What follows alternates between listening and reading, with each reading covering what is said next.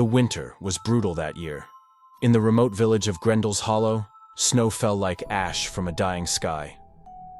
Evelyn Harrow, a 34-year-old cryptozoologist, had come to the village to investigate reports of strange creatures seen at the edge of the woods.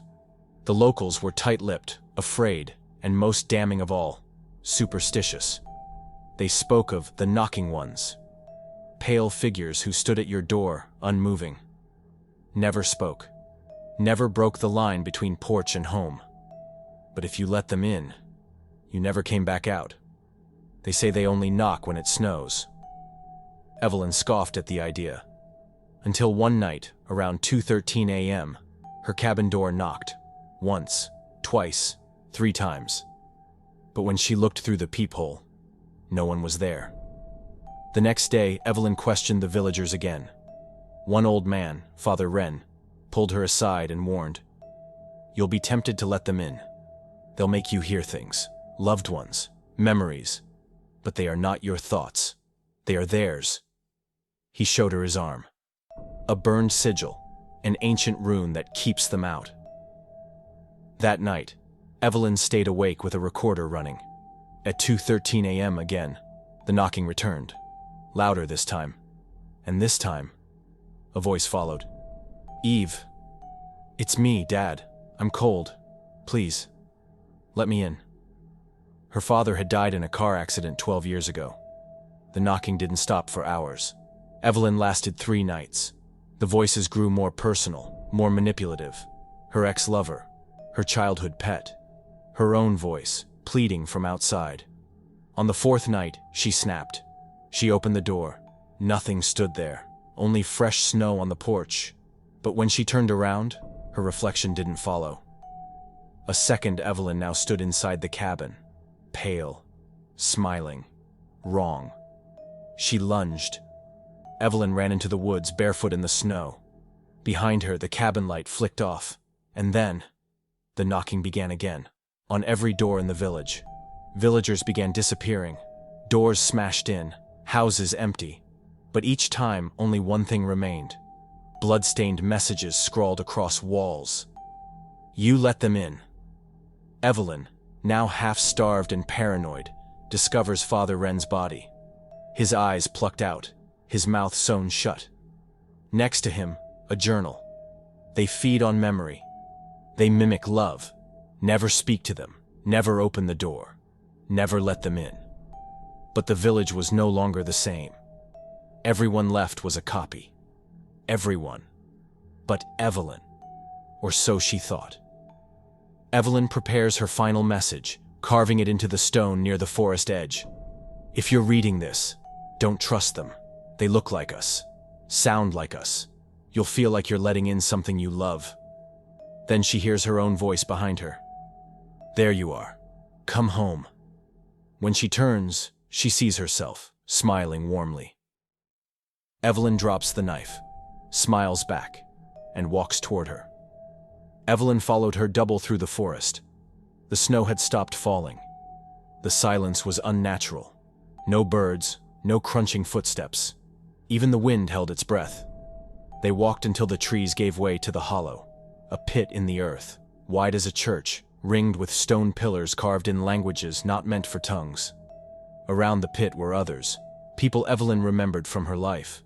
Her dead mother, her childhood friend, a professor she admired, all of them smiling, all of them with empty milk-white eyes. Her double stopped at the edge of the pit and turned. "You gave us a door," it said, voice layered with dozens, hundreds of tones. Male, female, old, young. "You remember, we feed." It reached into Evelyn's chest, not physically, but psychically, and she felt her first kiss drain from her mind. Her graduation day, the way her father's hand felt, gone, replaced by nothing. Just a space, a blankness, cold. She screamed, but no one answered. Somewhere deep inside, Evelyn remembered the sigil Father Wren had burned into his arm, a rune of locking. As she collapsed, teeth chattering, memories fading like steam, she reached into her pocket.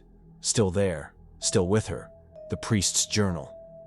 She flipped to the final page. A sketch of the rune. Below it, burn the gate. Close the eye. Memory is the door. Evelyn carved the rune into her arm with a piece of bone. It burned. Her double howled. The world fractured. The hollow began collapsing inward, pulling the false ones screaming into the dark, their illusions melting, revealing spindly, inhuman forms beneath. Evelyn screamed in pain and memory. But this time, it was her own. She woke up in the snow. Alone. Or so it seemed. Grendel's hollow was gone. The cabins reduced to timber and ash. But the snow still fell. The wind still whispered.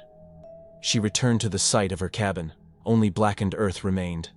As night fell, she made a fire and etched the sigil into the surrounding rocks. And then, at 2:13 a.m., the knocking returned. But this time, from inside her tent. Not the door, not the trees. From inside. A whisper tickled her ear.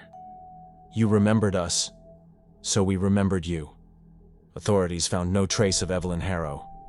But travelers in the region report strange figures seen in reflections. People who look familiar, until they smile, and their teeth are wrong. An audio recording was recovered from her campsite. Static fills most of it. But at the end, a voice, her voice, says, "It's not just the knocking anymore. They found another way in. Through us. Never let them in. Even when they're already inside." The recovered audio ends. But the screen doesn't. It stays black. Then faintly, static begins again. A timestamp appears. Live feed, 2:13 a.m. A grainy camera inside a modern suburban house. Not the forest, not the cabin. Somewhere. Ordinary. A child's bedroom. A little girl sleeps soundly. Then, 3 soft knocks. She stirs. The closet door opens a crack. The girl blinks awake. Sits up. "Daddy?" she whispers. No reply. She slowly climbs out of bed. Walks toward the closet. In the shadows, we see a figure. Tall. Smiling. Its face shifts. It looks like her father. Then her mother. Then Evelyn Harrow. Then you. The screen glitches violently. A mirrored version of the viewer flashes on screen for a single frame. A corrupted, distorted face. Your face, with milky eyes and a smile far too wide. Then, one final whisper, barely audible. "You're watching this, which means you already let us in."